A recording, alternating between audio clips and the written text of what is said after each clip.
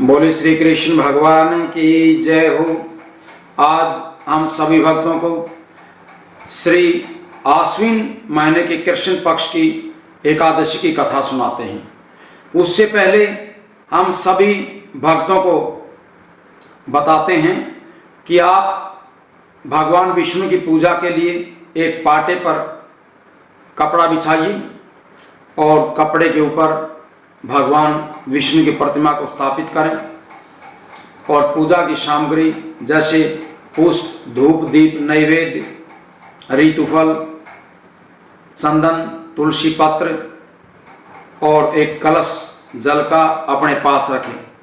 भगवान से प्रार्थना करें कि भगवान, आज हम एकादशी का व्रत प्रारंभ कर रहे हैं, आप हमें आशीर्वाद दें, हमारी सहायता करें, बिना किसी विघ्न बाधा के हमारा ये एकादशी का व्रत संपन्न हो। उसके बाद आप कथा को प्रारंभ करें। श्री युधिष्ठिर बोले कि हे भगवान, अब आप कृपा पूर्वक आश्विन महीने के कृष्ण पक्ष की एकादशी की कथा हमें सुनाइए। इस एकादशी का क्या नाम है और इस एकादशी के व्रत करने की क्या विधि है, इस व्रत के करने से कौन कौन से फल प्राप्त होते हैं, ये सब आप हमें समझा करके बताइए। इस पर कृष्ण भगवान कहने लगे कि हे राजा श्रेष्ठ, आश्विन महीने के कृष्ण पक्ष की एकादशी का नाम इंदिरा एकादशी है। इस व्रत के करने से नरक में गए हुए पितरों का उद्धार होता है और इस एकादशी के व्रत करने से सभी पाप नष्ट हो जाते हैं। हे राजन, इस एकादशी की कथा सुनने मात्र से ही वाजपेय यज्ञ का फल प्राप्त होता है। प्राचीन सतयुग में महिष्मति नाम की नगरी में इंद्रसेन नाम का एक प्रतापी राजा राज्य करता था। वह पुत्र पौत्र धन धान्य आदि से पूर्ण था और सदैव शत्रुओं का नाश करने वाला था। एक समय जबकि राजा अपनी राजसभा में सुखपूर्वक बैठा हुआ था, महर्षि नारद आकाश मार्ग से उतर करके वहां पर आ पहुंचे। मुनि को देख करके राजा आसन से उठ करके अर्घ्य आदि से उनकी पूजा करके आसन पर बैठाया।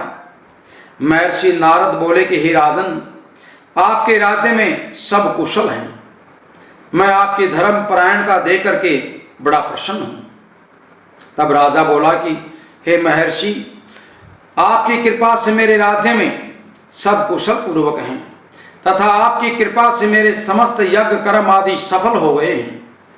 हे देव, अब आपकी क्या आज्ञा है। इस पर नारद जी बोले कि हे राजन, मुझे एक महान आश्चर्य हो रहा है कि एक समय जब मैं ब्रह्मलोक से यमलोक को गया तो उस जगह यमराज की सभा के मध्य में मैंने तुम्हारे पिताजी को बैठा हुआ देखा। तुम्हारे पिता महान ज्ञानी, दानी तथा धर्मात्मा था। वह एकादशी के व्रत से बिगड़ जाने के कारण यमलोक को चला गया। उन्होंने एकादशी का व्रत किया था और वो व्रत बीच में खंडित होने के कारण आपके पिताजी यमलोक में चले गए। तुम्हारे पिता ने मुझसे तुम्हारे लिए एक समाचार भेजा है कि आप मेरे पुत्र के पास जाइए। मेरे पुत्र का नाम इंद्रसेन है, जो कि महिष्मति नाम की नगरी में राज्य करता है। मुझे किसी पूर्व जन्म के बुरे कर्म के कारण ये लोक मिला है। यदि मेरा पुत्र इंद्रसेन आश्विन महीने के कृष्ण पक्ष की इंद्रा नाम के एकादशी का व्रत करे और उस व्रत का पुण्य मुझे दे दे तो मेरी मुक्ति हो जाए। इस लोक से छूट करके मैं स्वर्ग लोक को चला जाऊंगा। जब राजा ने महर्षि नारद से ऐसे पिता के कहे हुए दुखपूर्ण वचन सुने तो उसे महान दुख हुआ और इंद्रा एकादशी के व्रत की विधि नारद जी से पूछने लग गया। कहा कि हे नारद जी, अब आप मुझे इस एकादशी के व्रत की विधि बताइए। इस पर नारद जी कहने लगे कि हे राजन, आश्विन महीने के कृष्ण पक्ष की 10वीं के दिन प्रातःकाल उठ करके श्रद्धा भक्ति के साथ स्नान करना चाहिए। इसके पश्चात दोपहर को भी स्नान करना चाहिए।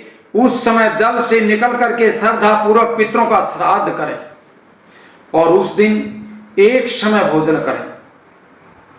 रात्रि को पृथ्वी पर शयन करें। इससे दूसरे दिन अर्थात एकादशी के दिन प्रातःकाल उठें, दातुन और स्नान करें। उसके पश्चात भक्ति पूर्वक व्रत को धारण करें और भगवान से प्रार्थना करें कि मैं आज निराहार रहूंगा और समस्त भोगों को त्याग दूंगा। इसके पश्चात कल भोजन करूंगा। हे भगवान, आप मेरी रक्षा कीजिए, आप मेरे व्रत को निभाइए। इस प्रकार आचरण करके दोपहर को शालिग्राम की मूर्ति को स्थापित करें और पूजन करें। उत्तम ब्राह्मण को बुला करके भोजन कराएं और दक्षिणा दान दें।